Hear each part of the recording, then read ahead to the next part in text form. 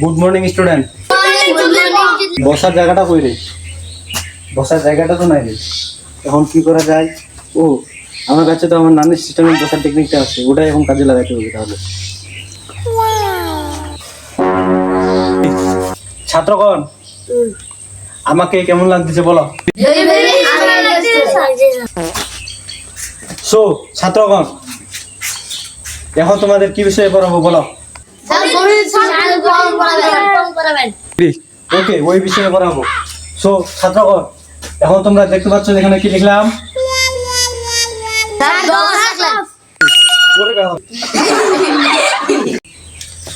এটা 10 কে বলছে বলো? স্যার আমি।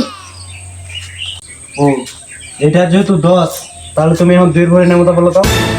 2 একে 2, 2 দুগুণে 8, 2 3 12, 2 4 18, 2 9। You are very good. তুমি 10 এর মধ্যে 10 পাবা। মিজান, দাঁড়াও। কি স্যার?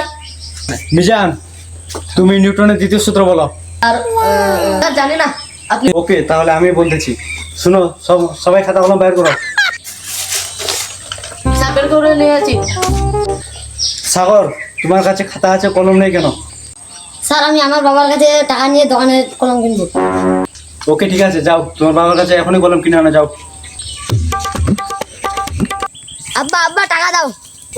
কি করবো টাকা রে নুনু? কলম কিনিম। কলম কিনা লাগবে নি, লেখাপড়া বাদ কর কোটিত বলা কাম করে রাখা।